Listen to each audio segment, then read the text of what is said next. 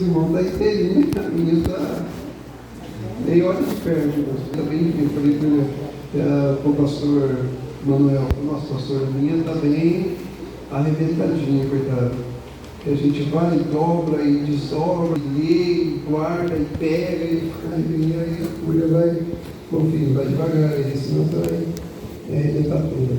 Irmãos, hoje, quem não tem a folhinha, tem a Bíblia, né? Pastor, você tem a Bíblia? Tem a Bíblia. E hoje nós vamos ter essa aula através do slide. Eu montei, irmãos, com bastante carinho, com bastante tempo. Nossa, durou bastante tempo.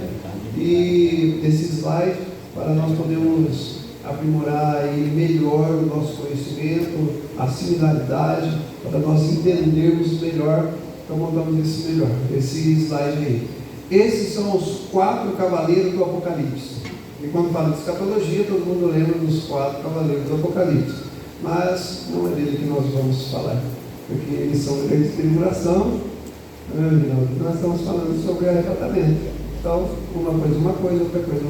Mas é um negócio bem bonito que eu resolvi colocar isso aí, porque o tema é escatologia. Bem, olha só.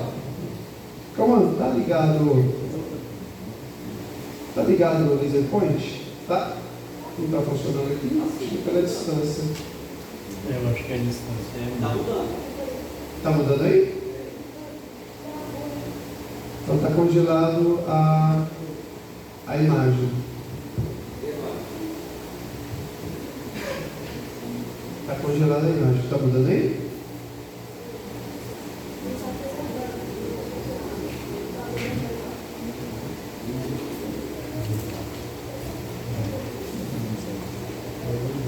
Isso. Olha só. Escatologia. Lembrando que a escatologia, ela é uma doutrina composta. Por que uma doutrina composta? É uma doutrina composta porque possui várias linhas de pensamento. Lembra disso? Várias linhas de pensamento, cada um pensa de um jeito, cada um gosta de interpretar, vamos dizer, entre aspas, de uma forma, certo? De um jeito, cada um tem uma linha de pensamento, uma linha teológica. Então é feita por várias linhas teológicas. A linha teológica pode vir de divergência para nós, eu não vou falar agora porque vai ser o final dessa aula. Então, teologia composta, porque ela não é exata. O que é exato? 2 mais 2 é igual a 4 e ponto. Vou dar um exemplo. Jesus, ele é Deus e ponto. Quem pode falar para mim que Jesus não é Deus? Jesus é Deus e acabou. Não tem como falar que Jesus não é Deus, e a Bíblia está com inúmeros versículos mostrando a divindade de Cristo, mas não é o ponto. Mostra que cristologia é uma doutrina exata, porém a escatologia ela é uma doutrina composta. Nós vemos também que o tema que nós estamos alegando aqui é o arrebatamento. O que é arrebatamento? No grego, o arrebatamento é essa palavra aí que está em vermelho. Qual é essa palavra? Essa palavra é uma palavra grega, que quer dizer arpazo. Arpazo quer dizer o quê? Tirado com força, ou levado pela força, conforme está aí na nossa folhinha. Então, esse nome aí é o nome que está na nossa folhinha, que é uma palavra grega que quer dizer arpazo, certo? E algumas perguntas quem será arrebatado? Quem será arrebatado são os salvos, que no caso são os predestinados, conforme a gente viu lá em 1 Tessalonicenses, capítulo de número 5, versículo número 9, que é o texto base que nós lemos. Porque Deus não nos destinou para a ira, mas para a aquisição da salvação por nosso Senhor Jesus Cristo. Eu estou correndo, porque essa foi a nossa primeira aula. Primeira aula nós paramos, cada ponto, analisamos, vemos, estudamos. Aí hoje quero até agradecer ao pastor Manuel pelo tempo, devido, Deus abençoe por 1 minutinho, e foi 1 minutinho muito bem generoso. Não foi aquele minutinho que ele me deu da mensagem. Não, no final do ano foi 5 minutos para eu pregar. O pastor Manuel coloca em cada um 1 minuto da palavra de oferta. Um pouquinho maior desse 1 minuto aí. Deus abençoe. Então, mas mesmo assim nós vamos correndo, certo? Para aproveitar esse tempo e fazer e recapitularmos. Olha só, então, quem são os salvos? Predestinados. Então, se Deus nos destinou para a era futura, quer dizer algo no futuro, então nós somos predestinados. Se nós somos predestinados, então não existe o livre-arbítrio.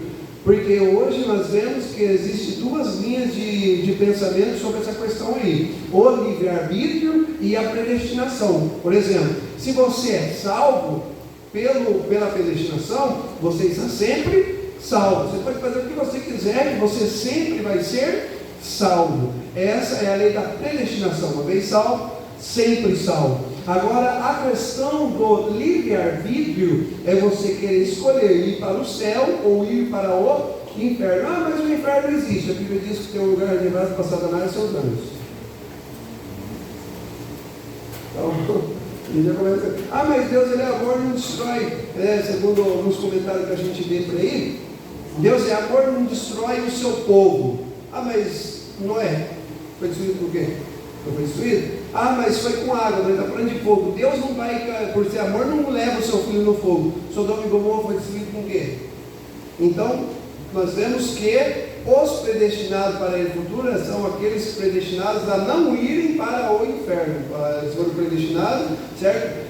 Não para a ira, mas para a aquisição da salvação. Então, o livre-arbítrio é você querer escolher: ou você vai para o céu, ou você vai para o inferno, certo? Então esses são os predestinados, no caso os salvos, a qual Deus o destinou, certo? Agora olha só, quem são os salvos, ou no caso os predestinados? Está vendo essa arca aí, irmãos? E é um exemplo de Noé que nós temos. Olha só o que a Bíblia diz: quem foi predestinado à salvação? A gente vê que na arca está quem? Noé e sua família. Noé e sua família. A família de Noé é composta por quantas pessoas? É composto por 8 pessoas. No caso, Noé, sua esposa, seus 3 filhos e a esposa dos seus 3 filhos, certo? Mas não foi ele que estava predestinado à salvação. Está vendo que tem alguns animais ali? Eu deixei meio branco para poder aparecer bastante o preto e o vermelho, mas ali aquela parte no meio da arca ali que está aberta, essa parte aí tem alguns animais, e para cima também tem alguns animais, mostrando que não é só a família de Noé que estava predestinada à salvação, mas a arca que estava predestinada à salvação. Quem estivesse dentro da arca seria salvo, e quem estivesse fora da arca seria condenado à morte, no caso aí das águas do dilúvio. Então quem estava predestinado à salvação? Quem estava dentro da arca. Olha o que a Bíblia diz: assim foi destruído todo ser vivente que havia sobre a face da terra, desde o homem até o animal, até o réptil e até a ave dos céus, e foram extintos da terra, e ficou somente quem? Noé e sua família? Exatamente, e os que com ele estavam na arca. Ou seja, está dentro da arca, foi livre do dilúvio. Estava dentro da arca, foi salvo da morte. Está dentro da arca, foi salvo da ira de Deus, porque Deus se irou com o povo, e Deus falou: não, eu vou destruir esse povo aí, constrói uma arca, eu vou matar todo mundo, e entra dentro da arca, porque quem não estiver dentro da arca vai ser réu do meu juízo, da morte, vai morrer. Aí foi salvo por quê? Porque estava dentro da arca. A Bíblia diz que ficou somente Noé e os que com ele estavam na arca. Irmãos, todo esse slide foi fielmente escrito, certo? E colado pela revisão da revista corrigida fiel aos originais do caso. Então, está exatamente como está escrito na Bíblia, nem uma palavra a mais, nem uma palavra a menos, certo? Então, quem estava com ele na arca? Se os irmãos quiserem conferir, os irmãos podem abrir aí até a Bíblia e ver que parte, segundo a versão dos irmãos, o que está escrito aí. Então, quem foi predestinado à salvação no tempo do dilúvio? Noé e sua família? Não, quem estava com ele na arca, certo? Segundo ponto, quem estava predestinado à salvação no dia da destruição de Jericó? O povo de Israel invadiu Jericó, acabou com tudo lá, e uma casa que tinha esse cordão vermelho aí, que é o fio escarlate, esse cordão vermelho, isso que é o fio escarlate, mostrando para os espias a casa que não era para ser destruída. E essa mulher aí simboliza Raabe, não é ela, né, claro, mas simboliza aí a pessoa de Raabe, certo? Mostrando que Raabe e a sua casa, que foi predestinado à salvação na destruição de Jericó. Olha o que a Bíblia diz: Josué, porém, disse aos 2 homens que tinham espiado a terra: entrai na casa da mulher prostituta e tirai-a de lá, com tudo quanto tiver, como lhe tendes jurado. Então entraram os jovens espias e tiraram a Raabe e a seu pai e a sua mãe e a seus irmãos e a tudo quanto tinha. Tiraram também a toda a sua parentela e os puseram fora do arraial de Israel. Quem foi salvo aí? Quem estava lá com a Raabe, dentro da casa dela. Qual foi o pacto com os espias e Raabe? Olha, quem estiver fora da sua casa e morrer, o sangue será sobre a nossa cabeça. Quem estiver dentro da sua casa e morrer, na verdade é o reverso, quem estiver dentro da sua casa e morrer, o sangue será sobre a nossa cabeça. Mas quem estiver fora da sua casa e morrer, o sangue será sobre a sua cabeça. Esse foi o pacto. Ou seja, estejam todos dentro da sua casa. Houve a destruição de Jericó, sim ou não? Houve a destruição de Jericó. Quem estava predestinado para a salvação? A casa de Raabe e todos aqueles que lá na casa de Raabe estavam com ela, tirai de lá e tudo quanto tiver, e tiraram ali a parentela que estavam, olha aí, puseram para fora de Israel, que estavam ali junto com Raabe. Então quem estava predestinado à salvação? A casa de Raabe. Então nós vemos o quê? Quem está predestinado à salvação hoje? Irmãos, deixa eu falar um negocinho aqui, João. Quando a Bíblia diz assim, que Deus ele tem um chamado na vida dos seus, existem 2 tipos de chamado. Chamado para o ministério, para a obra, e chamado para a salvação. Quem foi chamado para a salvação? O mundo inteiro, irmãos. O mundo inteiro foi chamado para a salvação. Independente raça, independente língua, independente etnia, povo, independente o que for, foi chamado para a salvação. Foi chamado para a salvação. Deus o chamou para a salvação. Agora a questão é, olha só, olha o que a Bíblia diz aqui, ó. Quem está predestinado à salvação é a igreja e os seus membros. Olha o que a Bíblia diz: e perseverando unânime todos os dias no templo, da onde? Eu nem preciso falar nada sobre isso aí. Esse negócio de, não, eu vou congregar na minha casa, eu sou igreja na minha casa. A Bíblia diz que eles estavam no templo. Agora, se você acha que é casa, então a Bíblia, aí tem que ver aí, o que você prefere. Você pensa o que a Bíblia diz? Porque se você chegar numa história e falar assim, ó, onde está Marte? Marte está aqui. Aí você vai falar, não concordo. Marte não tem aí. Rapaz, se você concorda ou não, se o seu Jesus aponta que Marte deveria estar aqui ou não importa. Marte está aqui. Aí Spurgeon ele fez uma similaridade com isso aí, falando assim, a mesma coisa é a Bíblia. Se eu concordo ou não, está escrito. E ponto.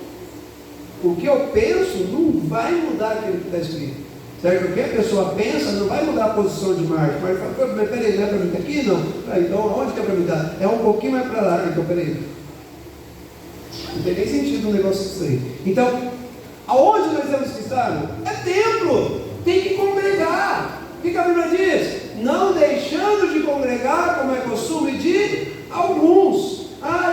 Eu não vou, porque não vou entrar nesse assunto, porque não é a nossa aula. Olha só, e partindo o pão em casa, comiam juntos com alegria e singeleza de coração, louvando a Deus e caindo na graça de todo o povo, e todos os dias acrescentava quem? O Senhor. Acrescentava a quê?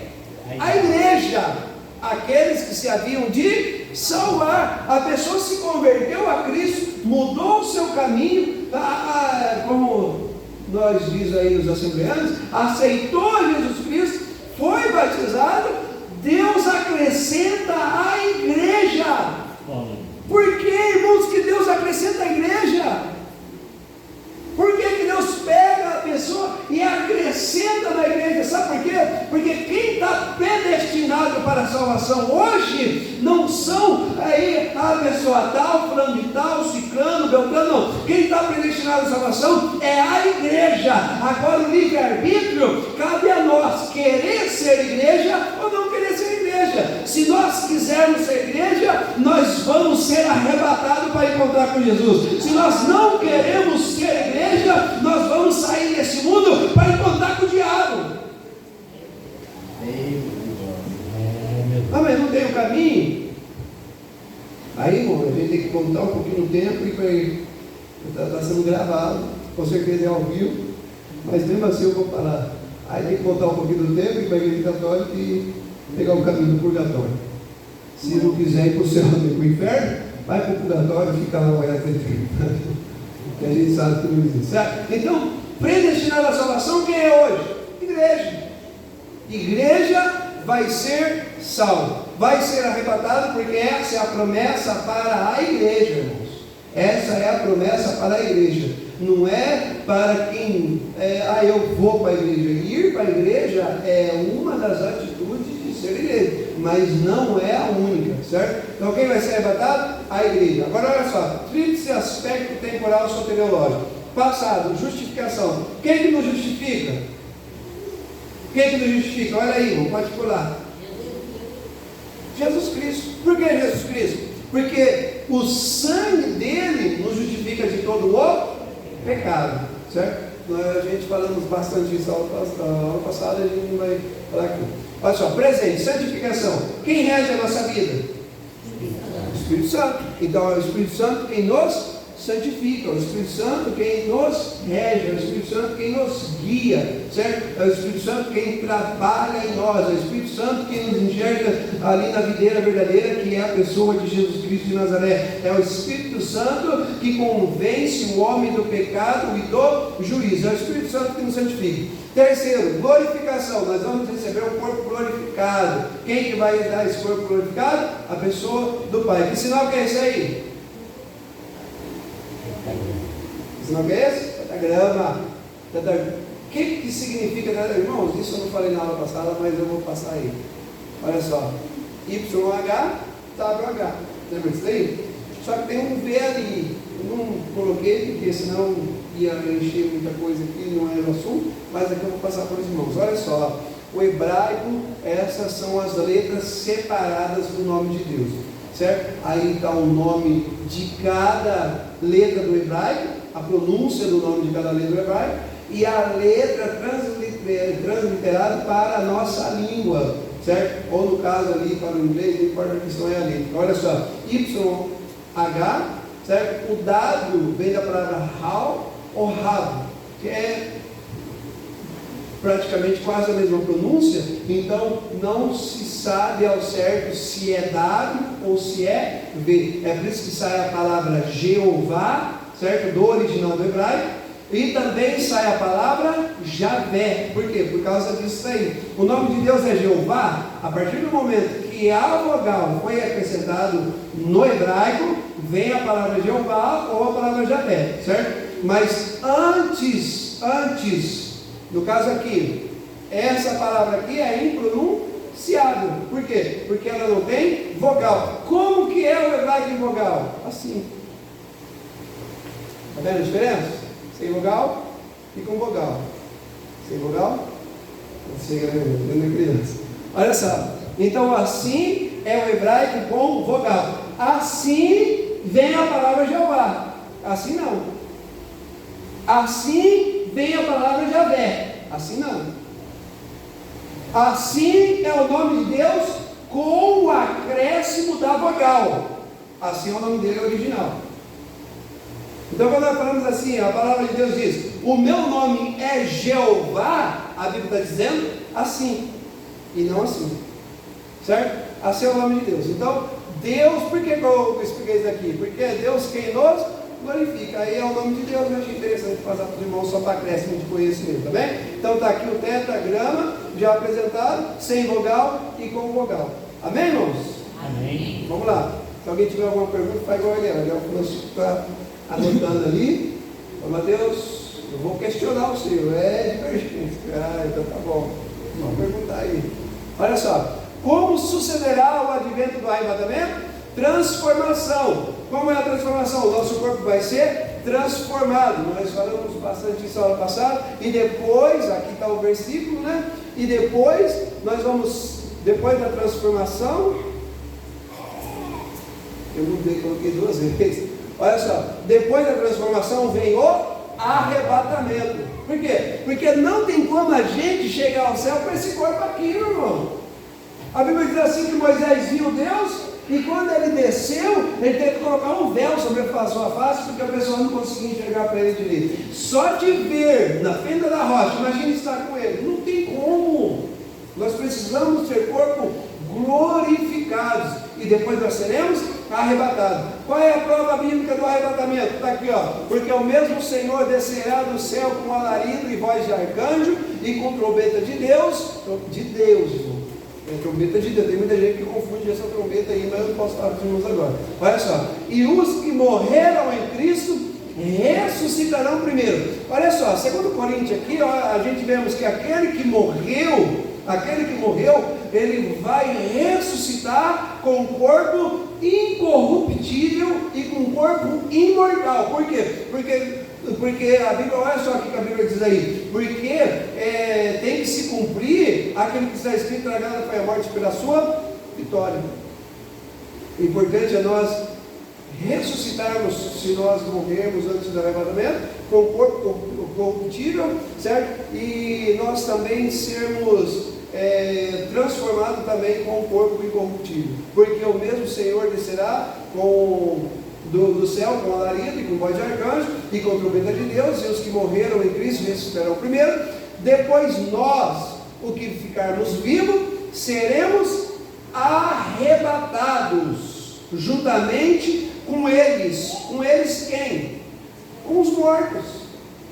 Com aqueles que ressuscitaram. Agora os ressuscitaram. Os mortos, com os ressuscitados. As pessoas vão ressuscitar, e com eles nós vamos ser arrebatados junto com Cristo. Nós vamos ser arrebatados ao encontro de Cristo. Nós vamos ser arrebatados com os ressuscitados, né?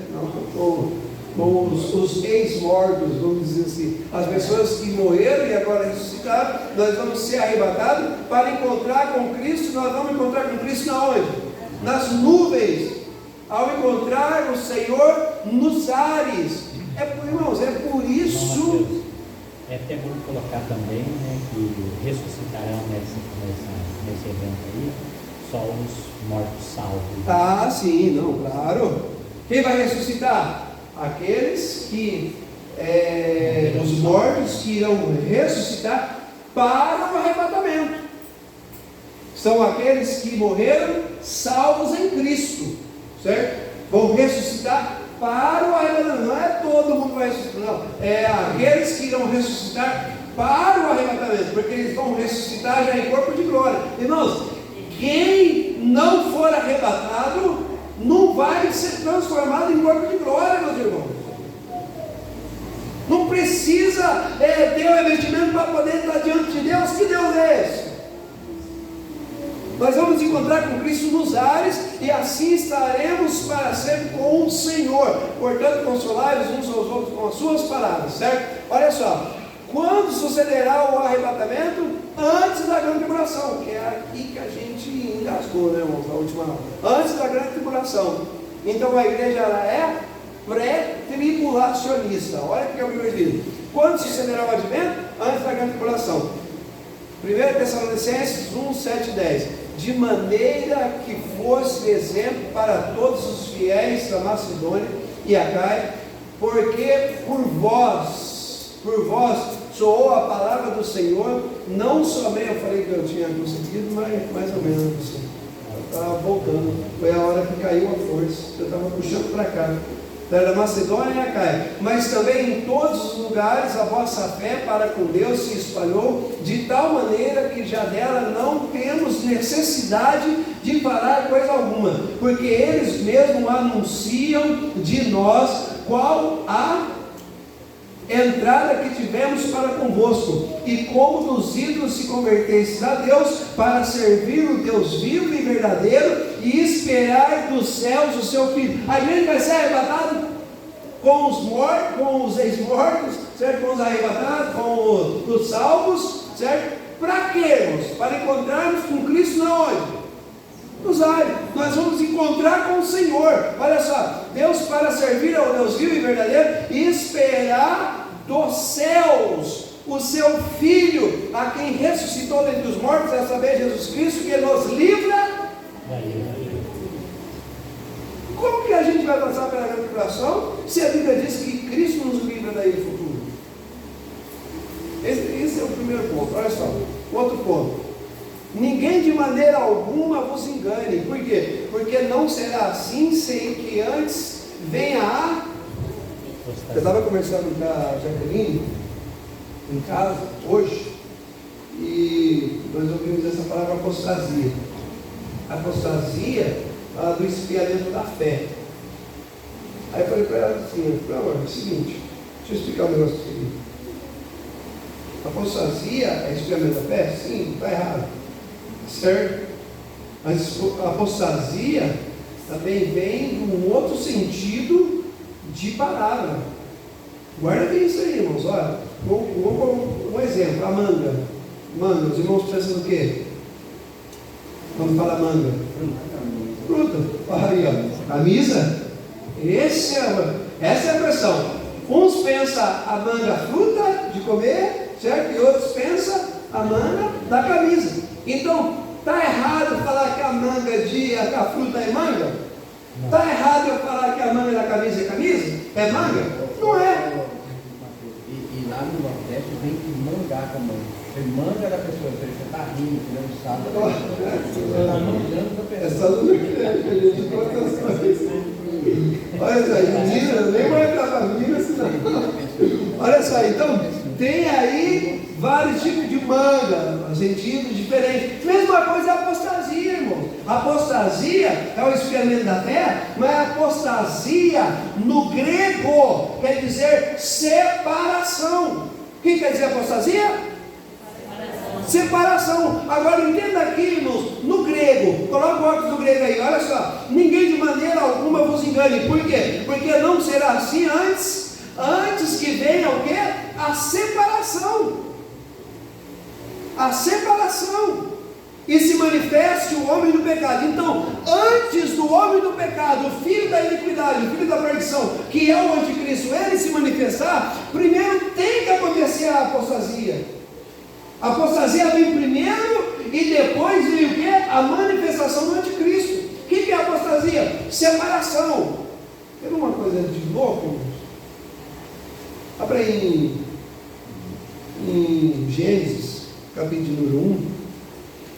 Capítulo de número 1. Versículo de número 3. Capítulo número 1, versículo número 3.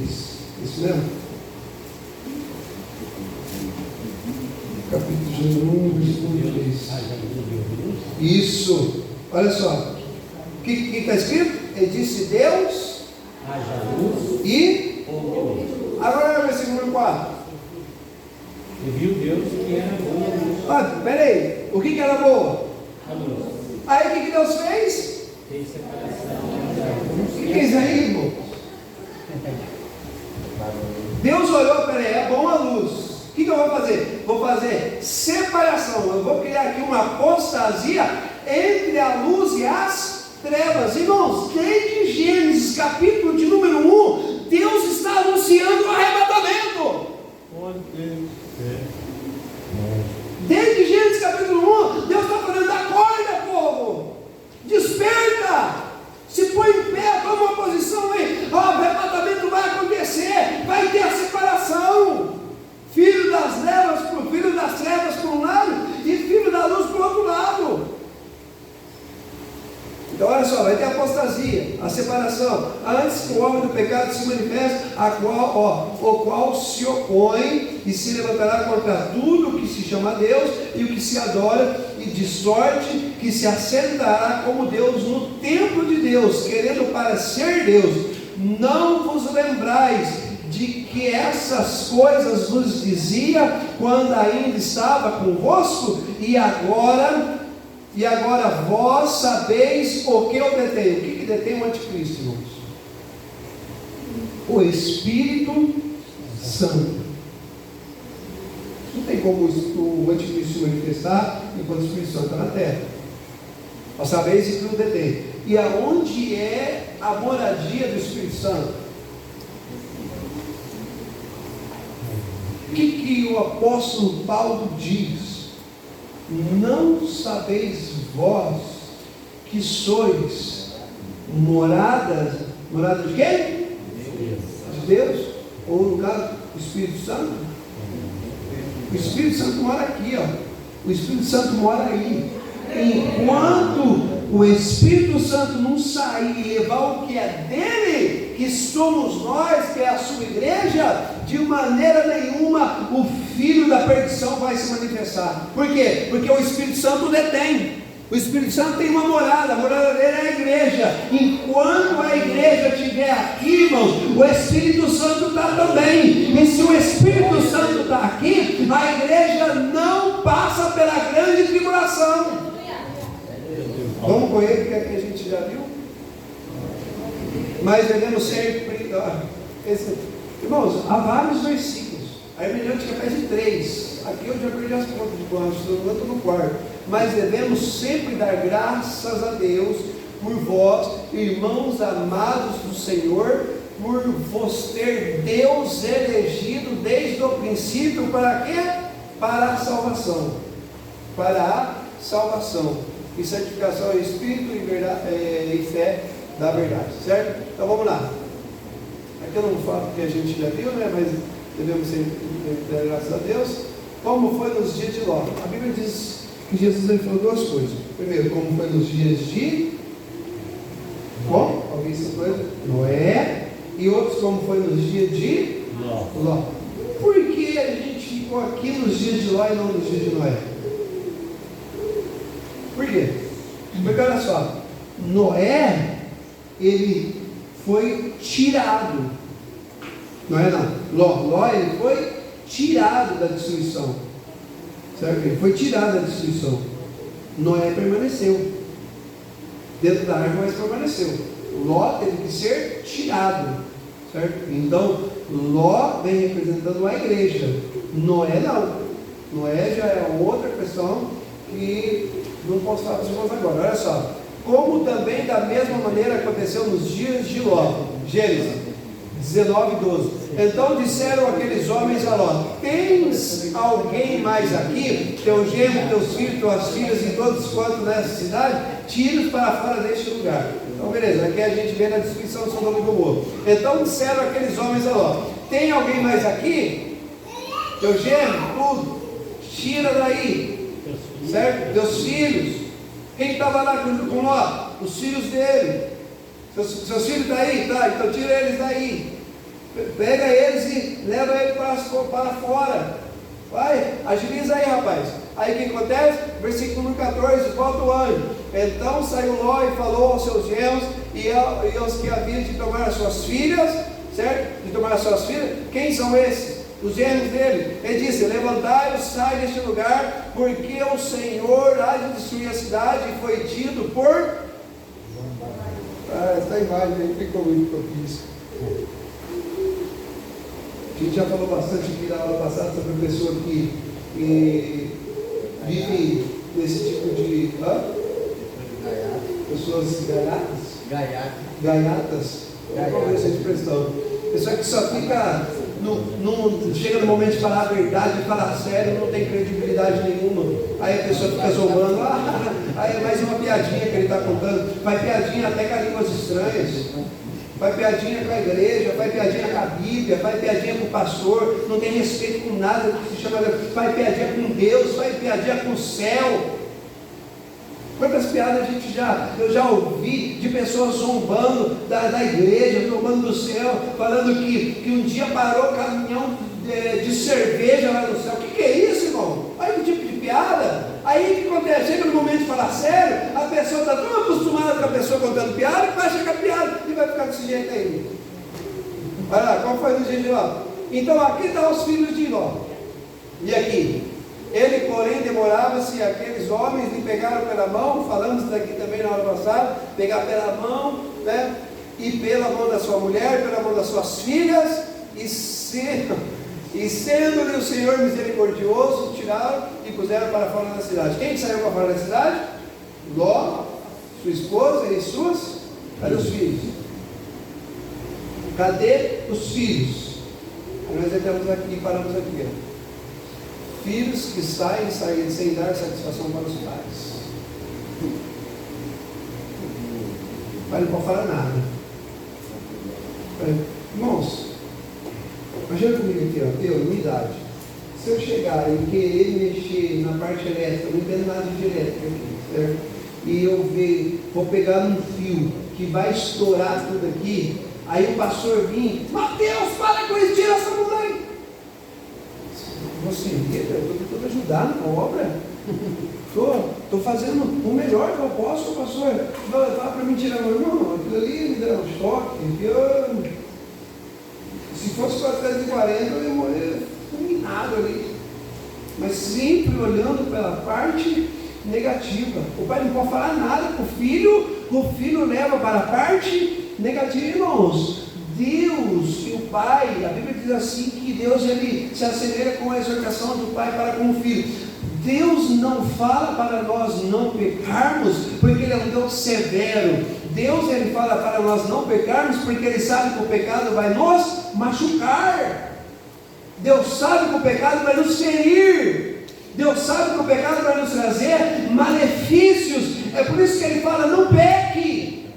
É por isso que Ele fala, não vai por esse caminho, porque lá na frente tem um abismo, você vai cair, rapaz. Você vai se estourar todo. Sai daí, rapaz. Filhos que saem sem dar satisfação para o pai, desobediente, grita com o pai e com a mãe, e vem aqui e fala, glória a Deus, e canta até hino assim, né? Vamos colocar hino na Bíblia, para honrar o pai e a mãe, canta aqui. Aí Deus olha lá de cima e fala como falou para o profeta, esse povo aí ó, só está honrando eu pelos lábios, meu coração está longe de mim. Por quê? Porque é aqui uma bênção de Deus, olha só, uma moça maravilhosamente conforme ela lá em casa no inferno. É mais fácil lidar com o ímpio do que com o próprio filho. O filho tem que honrar o pai e a mãe. A Bíblia diz assim que é o primeiro mandamento que possui promessa. Desonra o pai e a mãe hoje, aí lá no futuro fica passando um perrengue lá e fala assim, o que está acontecendo aqui? É porque não honrou o pai e a mãe. Quando nós estávamos vindo para cá, eu estava conversando com aquele nossa de conversa. Nossa, pensa no casal que conversa, ainda bem, né? Glória a Deus. Ruim se nós não conversássemos. Estava falando sobre a questão de honra, um honrar o outro. A honra tem que ter entre marido e mulher, mulher e marido, tem que ter entre pai e filho, filho e pai. Tem que ser algo recíproco. O pai faz de tudo para o filho e o filho não faz nada para o pai, só causa desaforo. Aí está o pai repreendendo o filho. Bençudão. O pai quer o bem para o filho fica desse jeito. Vamos lá, marido que sai, fica. Futebol hoje. Olha como futebol, né? Por mais que eu sou ruim demais, até para conversar, né? Os meninos da firma querem morrer comigo. Um dia falaram para mim qual é o estado do Palmeiras, e eu sou bem palmeirense, porque sem vida eu não nem sei que estado que é. Não entendo nada, mas tem gente que gosta, não é pecado, mas só que deixa a família ali, irmão, deixa pai, deixa mãe, deixa filho, deixa esposa, fica lá o dia inteiro no campo de futebol, volta fedendo, deita, aí a mulher não tem marido. Sai, marca aí churrasquinho com os amigos e vai para lá, volta bêbado, volta fedendo, volta. Ô irmão, terrível. Mas vamos passar o negócio para os irmãos aqui, confessar também. Esse dia eu estava com pedra no rim. Irmão, analisei, o Rafael me levou bastante, o Rafael me socorreu e. Pensando no rapaz que me ajuda, Rafael, irmãos. Nossa, um dia eu perdi as contas de quando foi a mudança, até de maca ele me carregou, na maca. Rafael, Deus abençoe a sua vida, não, velho. Muito, demais. Eu não gosto para isso, mas Deus abençoe muito a sua vida. Me ajuda demais. E eu estava com pedra no rim. E, nossa, a pedra no rim parece que você vai morrer. Aí a última vez eu não consegui respirar. Aí eu fiquei com medo. Aí eu falei com o pastor, é o seguinte: muitas pessoas me indicaram, até alguns irmãos da igreja, dizendo assim, que é bom para poder expelir a pedra do rim, cerveja quente com abacaxi. Aí o que eu fiz, irmão? Fui lá no mercado, peguei aquela garrafinha e disse: ô irmão, a dor é tão terrível. Eu falei: vou tomar, peguei uma cerveja sem álcool, né, irmão? Sem álcool. Ah, não é cerveja, mas é sem álcool, que era para questão de doença. Irmãos, e bati com abacaxi, aquele negócio quente, a coisa mais terrível do mundo, né? Pior que o gosto, sabe o que é o cheiro. Eu falei: a pessoa que deve ter feito tem que tomar 5 banhos por dia, de tanto que fede. Vai lá no churrasquinho, bebe, joga e tal, e volta dentro de casa e quer dormir do lado da mulher. Irmão, tem que se converter uma praga dessa. Sai sem dar satisfação para a esposa, certo? E também tem esse daqui que eu parei, que o Denilson até. Opa, peraí. De onde foi tirada a mulher, irmão? Da costela do marido para quê? Auxiliar o marido. Eu estou falando aqui com base bíblica, certo? E em casa funciona assim. Em casa funciona assim. Em casa, quem manda é o sacerdote da casa. Tem mulher que está querendo fazer inversão de valores. Não fica tanto reclamando de inversão de valores aí no mundo, mas já que não quer comportar como mulher. Esposas que vivem como se não tivesse marido. Sabe qual é o significado, uma das origens da palavra Jezabel? Sabe qual é uma das origens da palavra Jezabel? Sem marido. Mulher que trata o marido como se fosse uma esposa é uma Jezabel na vida. Mulher que trata o marido como se fosse um nada, como se fosse, é um rapazinho, é esse daí, né? Usando esse termo do marido, esse daí faz isso, esse rapaz aí, sabe, usando em termo pejorativo. A Bíblia diz, irmão, que Sara, quando ia se pronunciar com Abraão, Sara chamava Abraão de Senhor. Respeito. O respeito tem que ser recíproco, mas não é essa questão, é arrebatamento. Olha só, são como os filhos de Ló. Isso daqui a gente entrou por quê? Porque os filhos desapareceram, ninguém sabia onde estava. A família de Ló estava desconcertada, aí precisa consertar. Filho precisa dar satisfação para o pai, marido precisa dar satisfação para a esposa, e esposa precisa entender que o marido é o cabeça da casa e tem que viver subordinado à lei do marido, como diz o apóstolo Paulo. E não é essa questão. Vamos lá, olha só, os filhos de Ló são semelhantes ao pessoal lá de Sodoma e Gomorra. Estão semelhantes a eles. E pessoas que agem dessa maneira e são semelhantes aos filhos de Ló. Lá, do lado de fora, querendo ter com os anjos. Vamos entender, né, irmão? Tem criança, tudo que vocês falam. Olha só. O Ló gostava das campinas. Irmãos, olha só o que o Ló olhava. E Ló levantou os seus olhos e viu toda a campina do Jordão, que era bem regada, né? Antes o Senhor ter destruído, porque ele olhou para Sodoma e Gomorra, e era um jardim. Nossa, que coisa linda! Era como um jardim do Senhor, como terra do Egito, quando se entra em Zoar. Aí fica bem dito. E Ló escolheu para si toda a campina do Jordão. Era isso que Ló gostava. Campina, coisa linda, coisa maravilhosa, coisa boa, certo? E aconteceu que, tirando para fora, diz: escapa-te por tua vida, não olhe para trás, não olhes para trás de ti, e não pare em toda esta campina. Por quê? Porque lá gostava tanto de campina, que o anjo teve que parar para pregar. No momento do arrebatamento, não fica olhando para as coisas aí do mundo, não. Senhor, eu vou ser arrebatado, mas minha conta no banco, o que interessa, irmãos? Senhor, eu vou ser arrebatado, mas a minha casa eu acabei de... Não olhe para trás de ti, não pares nessa campina, certo? Escapa para lá, vai, sai daí, rapaz. A Bíblia diz que é isso que Ló gostava, das coisas aqui, materiais, conforto, luxo, né? Melhor carro, Melhor, mas o que isso na Bíblia? Não estou lendo na Bíblia, eu estou pregando. Melhores carros, melhores casas, né, conta no exterior, né, tá lá com a carteira cheia de criptomoeda, e tá lá, coisa linda, maravilhosa, super rico, olhando para essas coisas o ano inteiro, que fala: rapaz, isso não é nada, escapa daí, rapaz, tira o seu coração daí, escapa desse vício que você tem, ou você serve a Deus, ou você serve a Mamon. Isso é que Ló gostava. Diz que agora aquela cidade está perto para fugir para lá. A gente vai ver um pouquinho isso aqui mais para frente. Isso é que Ló queria. Mas olha o que Deus tem para nós. E veio a mim um dos 7 anos, que tinha as 7 taças cheias das últimas 7 pragas, e falou comigo dizendo: vem, mostrar-te-ei a esposa, a mulher.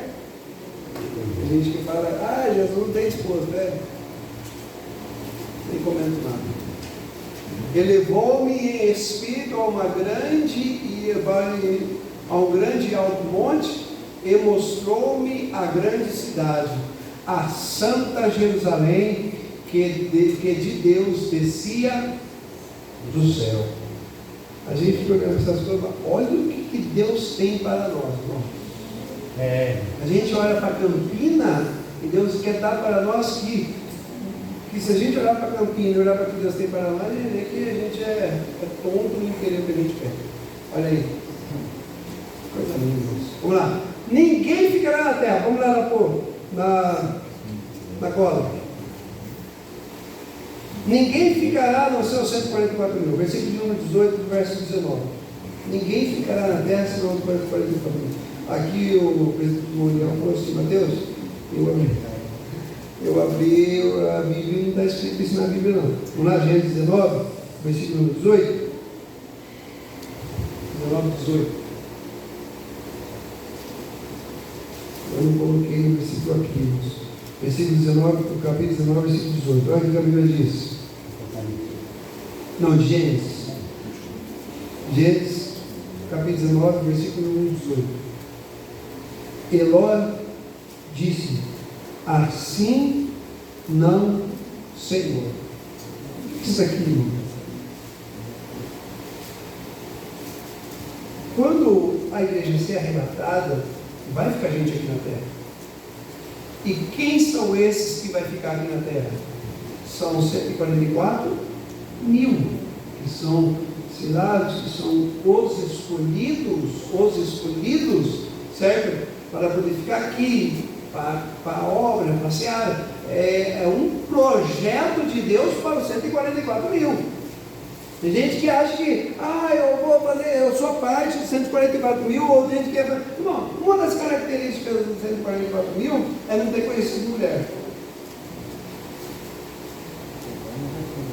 Ó, a maioria aqui é casada. Ô, Vitor, quanto você já namorou? Então a gente vê que não. Outro quesito dos 144 mil: tem que ser descendente de Israel. Não são 12 de Judá, 12 mil de Judá, 12 mil de Zebulon, 12 mil de Jefté, 12 mil de Azer, 12 mil de Benjamim, 12 mil de Judá, 12 mil de Levi, não é? 12 mil de Zebulon, 12 mil de Naftali, 12 mil, falta 3 aí, 12 mil de Benjamim, 12 mil de Rubem, 12 mil de Efraim. Não são 12 mil de cada tribo? A gente é brasileiro, descendente de brasileiro, nacionalista brasileiro, a gente quer fazer parte dessa quadricultura.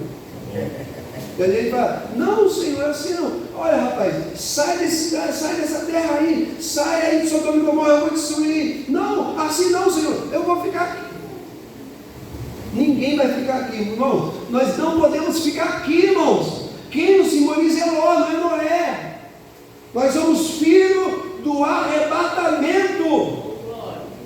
Nós somos filhos do arrebatamento. Versículo de número 19: eis que agora o teu servo tem achado graça aos teus olhos, e engrandeceste a tua misericórdia, que a mim fizeste para guardar a minha alma em vida, mas não posso escapar no monte, pois que tenho medo que me apanhe este mal e eu Gomorra. O que é isso daí? Ló achava que não ia dar conta de fugir. Ló achou que não vai dar certo, não vai dar tempo, a destruição está vindo. Se eu fazer o que o Senhor está falando, não vai dar certo esse negócio aí. Eu tenho que escapar, eu tenho que sair por um lado aí, como se o Senhor falhasse, não é o que está escrito aí? Como se o Senhor falhasse na sua obra, como se o Senhor falhasse naquilo que Ele ia fazer, naquilo que Ele vai fazer. Irmão, Deus não falha. Deus não falha. Pastor Enzo, nosso pastor presidente, ele veio aqui na posse do pastor Edinaldo, e uma das coisas que ele deixou bem claro foi uma resposta de Deus dentro do coração dele, dizendo assim, ó: eu não erro. Lembra disso? Eu não erro, eu não falho. Eu posso falhar, o pastor pode falhar, o ministério pode falhar, quem está do teu lado pode falhar, você pode falhar, mas Deus não. O pessoal pode apontar o dedo para a igreja e falar assim: a igreja está desse jeito, a igreja está assim, a igreja está desse jeito aí. Pode apontar o dedo para o pastor e falar: olha só, os pastores estão fazendo isso, os pastores estão fazendo aquilo. Eu quero ver, irmãos, um rapaz, uma pessoa apontar o dedo para Jesus e falar assim: o Nazareno errou. Eu quero ver apontar o dedo para Jesus e falar assim: o Galileu está errado. Deus não falha, irmãos. Deus não falha. Versículo número 20: eis que agora aquela cidade está perto para fugir para lá, é pequena. Ora, para ali me escaparei, para que a minha alma viva. Ló, na destruição de Sodoma e Gomorra, ele queria ir para Zoar. Onde ficava Zoar? Sodoma e Gomorra. Ló, tem gente aqui igual Ló, que não quer ser arrebatado. Mas qual é a base bíblica disso aí? Base bíblica, não. Base bíblica não. Qual é a base que você tem para poder falar isso aí? Das pessoas que dizem que não quer ser arrebatado. Eu conheço. Conheço a esposa de um pastor amigo meu, que não é do meio pentecostal, que falou para mim assim: Mateus, Deus me revelou. A revelação. Deus me revelou. O que Deus te revelou? Deus me revelou que eu não vou ser arrebatado.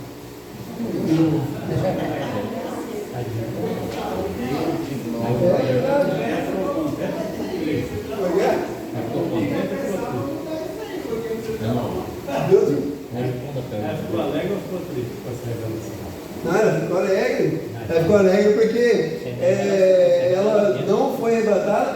Irmãos, cada pessoa, irmãos, que olha. A gente fica chateado com as coisas. Ela falou assim que Deus revelou para ela que ela não ia ser arrebatada, porque Deus ia usá-la para ajudar a anunciar o Evangelho. Leva os 144 mil para o céu, irmãos. Pega os 144 mil ali, ó, vem para cá, cara. Eu não preciso de 6 não. As duas testemunhas, o que é? Pega lá as duas testemunhas. Vem pra cá, não precisa deixar ela ali. Achando que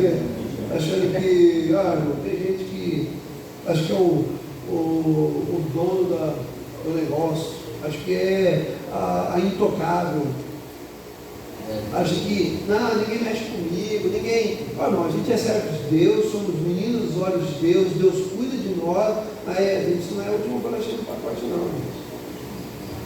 Um dia eu estava lá na Vila Artigiane, no culto no lar, e tinha um rapazinho lá, de Mojimirim, não sei que igreja que ele era, e ele sentado ali, e cheio de pose, irmão, cheio de pose, não sei o que, e ele era a atração do momento ali, a atração do momento não era Jesus, era ele, não sei o que, todo mundo ficava os olhos dele, todo mundo admirava ele, todo mundo tal. Aí ele pegou e falou assim: eu tenho dó da pessoa que tocar em mim, porque não sabe o que Deus vai fazer com ela. Desculpa aí. Aí ele foi fazer a oração lá, esticar assim, ele batia na mão da gente, bateu no óculos da mulher, acabou a espiritualidade dele na hora. Mas ficou bravo com ele. Aí o homem espiritual, que ninguém tocava nele, tocou na mulher e não ficou bom para ele. A gente tem que pensar, irmãos, que nós temos que andar na direção de Deus e não Deus andar na nossa direção. Nós temos que fazer aquilo que Deus Ele quer e não Deus fazer aquilo que a gente quer. Ló estava dessa maneira: Senhor, eu não vou fazer isso aí não, eu vou fugir lá para outro lugar, por esse lugar aí não vai dar certo, eu vou para Zoar, eu vou ficar lá em Zoar e vou habitar em Zoar. Só que Deus, irmãos, é muito misericordioso. Até para a pessoa assim, Deus é misericordioso. Por quê? Porque a Bíblia diz que Deus permite que ele vai para Zoar. Olha só, versículo de número 22: apressa-te, escapa-te para ali, porque nada poderei fazer. Versículo 22. Então vai para Zoar, rapaz, anda logo. Mas por quê? Porque enquanto você estiver aí eu não posso fazer nada. Enquanto você estiver aí em Sodoma e Gomorra, eu não posso fazer nada. Por que Deus não pode fazer nada? Por que Deus não pode fazer nada? Sabe por quê? Porque olha só o versículo 29. Quando ele saiu de lá e foi para Zoar, Deus começou a destruição. Começou a destruir Sodoma. Aí quando foi chegando em Zoar, Deus teve que parar.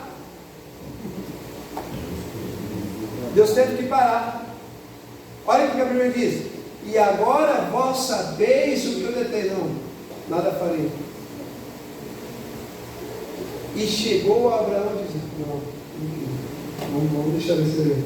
Olha só, versículo 29. E aconteceu que, destruindo Deus a cidade da campina, Deus se lembrou de Abraão e tirou Ló do meio da destruição. Deus se lembrou de quem? Do que Deus se lembrou de Abraão? Deus está destruindo Sodoma e Gomorra. Ló está lá em Zoar, que é terra de Sodoma e Gomorra. Quando ele está vindo com a destruição, Deus já falou para Ló, irmãos, olha só, Deus já falou para Ló: Ló, sai daí, que se você estiver aí, eu não posso fazer nada. Sim ou não? Não posso fazer nada. Então sai daí, rapaz. Aí Ló saiu, foi para Zoar, a destruição começou. Começou a destruição. Quando foi chegando em Zoar, o que Deus teve que fazer? Deus teve que ir lá em Ló e tirar Ló de lá, de Zoar. Por quê? Porque a destruição estava chegando e Ló estava vendo. Irmão, Ló estava vendo e Ló não saiu de lá, irmãos. Lá deu trabalho. Está parecendo muito da gente, né? O perigo está iminente. E a gente, não, eu vou. Meu Deus. Sai daí, ó. Sai daí. E Deus teve que tirar. Versículo 29. E aconteceu que, destruindo Deus as cidades da campina, Deus se lembrou de Abraão. Onde estava Ló? Ló estava na campina, não estava na campina?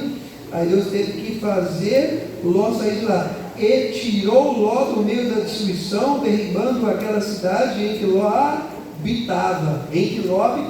Então era Zoar, certo? Era Zoar. Porque olha só o versículo 30. Aí subiu Ló de Zoar. Ele estava lá em Zoar. Deus estava vindo a destruição, lá no meio da campina, onde ele gostava de ficar. Deus destruiu tudo, entende? Tem gente que foca nessas coisas aqui da terra vai ser destruído tudo, irmão. Tira a mentalidade aqui e coloca a mentalidade lá.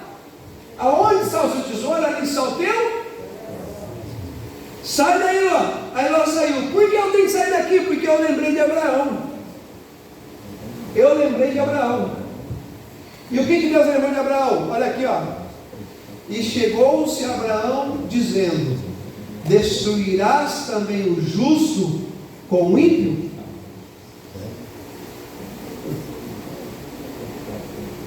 Aí qual é a conversa? Se tiver 50 lá, o senhor vai destruir? Não destruirei por amor de 50. E se tiver 45? Faltar 5, se tiver 45, o senhor vai destruir? Não vou por amor de 45. E se tiver 40? Não vou por causa dos 40. E se tiver 30? Não vou por causa dos 30. E se tiver 20? Não vou destruir por causa dos 20. E se tiver 10? Não vou destruir por causa dos 10. Aí ele finalizou a conversa ali, porque a mentalidade dele estava igual. Ló, a sua família, comporta 10 pessoas. Ló, pelo menos, ganhou a sua família. Coitado. Ló não tinha moral nem com a esposa. A esposa, não olha para trás, chega, perdeu a esposa. Perdeu a esposa por quê? Porque não tinha posicionamento firme. Certo? Aí Deus levou de Abraão, não posso destruir Ló. Por quê? Por causa de Abraão. O Senhor vai destruir justo com ímpio? Olha a mentalidade de Abraão, irmão. Nós cremos igual a Abraão. Deus não destrói justo com ímpio. A destruição vai vir para assolar a terra, destruir a terra e os seus moradores. Mas a Bíblia diz que Deus tem uma promessa, um pacto com Abraão. E qual é o pacto? Não vou destruir ímpio com justo. Se Zoar está com Ló, primeiro eu tiro Ló de lá e depois eu destruo a cidade. E depois eu acabo com tudo que está lá. Mas para primeiro, Ló tem que sair de lá. Por quê, irmão? Por que Deus se lembrou de Abraão? Na destruição de Sodoma e Gomorra, foi destruir Ló, Deus se lembrou de quem? De Abraão. Qual aqui que lembrou de Abraão? Conversa, pacto. Não posso destruir por causa de Abraão. Mas por que Deus se lembrou de Abraão? Por causa da posição de Abraão. Por causa da posição de Abraão. Olha o que a Bíblia diz aqui no capítulo de 18 de Gênesis e o versículo de número 22. E vieram aqueles varões, o rosto dali, e foram-se para Sodoma. Cuidado. Hã? Cuidado. Isso. Aqui está foram. A versão é diferente. E foram, ou no caso viraram, para Sodoma. Mas Abraão ficou de jeito? Em pé. Diante de quem? Deus já faço o seu. E qual é? Vai lá, abre lá, olha, por favor. Fica aí, irmãos. Em Gênesis aí. O Léo vai colocar lá para nós. Lucas 21, 36. Qual é o posicionamento de Abraão? Em pé. Diante de quem? Diante de Deus. Essa posição Jesus falou para a gente ter. Essa posição Jesus falou para a gente ter. Certo? Olha o que Jesus ele fala, ó, vigiai, pois, em todo o tempo, orando para que sejais havidos por digno de evitar todas essas coisas que hão de acontecer, certo? E qual é a nossa posição? Ficar em pé diante do Filho do Homem. A mesma posição que Abraão teve diante de Deus, Jesus está falando, mantém-se na posição de Abraão. Ficar em pé. Às vezes a gente quer que Deus lembre de nós e faça alguma coisa por nós, mas nem posição diante dele a gente tem. Nem posição. E chegou Abraão dizendo, destruirá o justo com o ímpio? Deus lembrou de Abraão por causa da posição, Deus. Se Deus fosse lembrar de nós hoje e precisar de alguma coisa, nós teríamos alguma coisa para poder ele lembrar de nós? Vamos lá? Finalizando a parte do arrebatamento pré-tribulacionista, veio o pessoal aí de divergência. Olha que interessante. Enquanto um pensa de uma forma, o outro pensa de outra. Enquanto um é redondo, o outro é quadrado. Não no sentido pejorativo, né? Mas para a gente ver a diferença entre um e o outro. A divergência. Qual é a divergência? Primeira divergência. As pessoas acreditam que a igreja vai subir depois do grande. Acredita, irmãos? Depois de tudo isso que a gente viu, não tem como nós falarmos que a igreja é pós-tribulacionista. Não tem como a gente falar que a igreja passa pela grande tribulação. Por quê? Porque Jesus deixou todos os pontos, meus irmãos.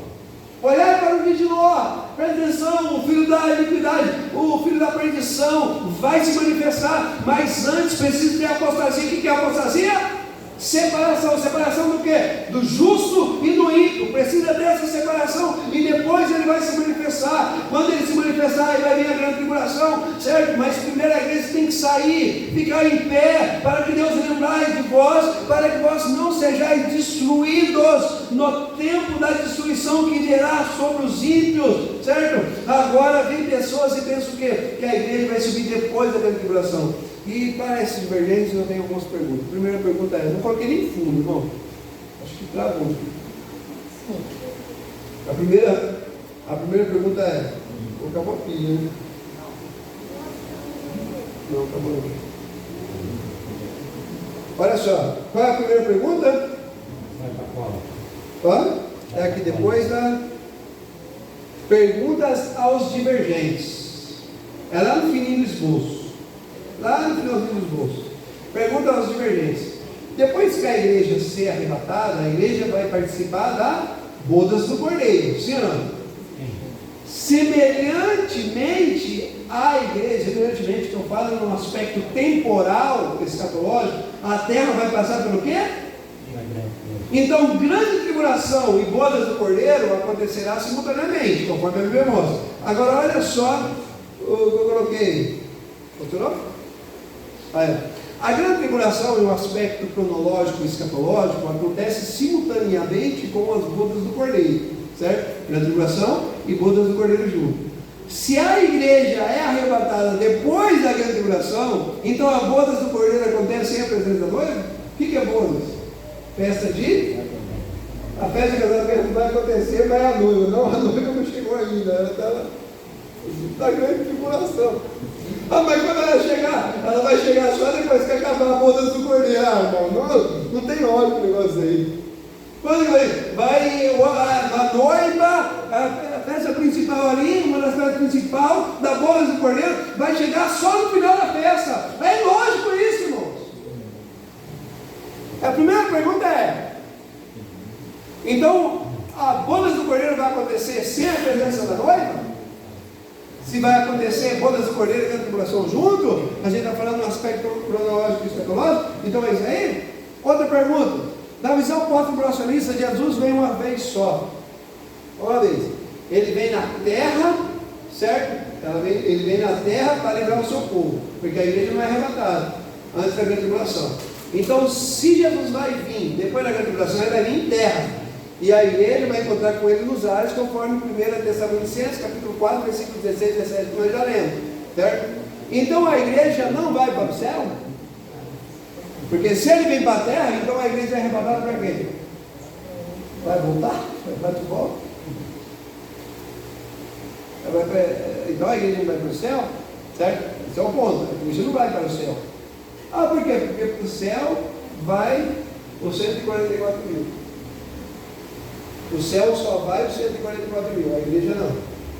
Os pós-tribulacionistas pensam assim. Agora aí, então por que ela vai até os ares? Se ela não vai para o céu, então por que ela vai até os ares? Qual é a mentalidade deles? Vai até os ares para receber lá em Cristo o que? O corpo glorificado, conforme 1 Coríntios capítulo 15, versículo 51. Até o versículo 58, na verdade, mas aí são esses dois versículos, 51 e 52. Irmãos, prestem bem atenção aqui. Quem acompanha diz amém? Amém. Olha só.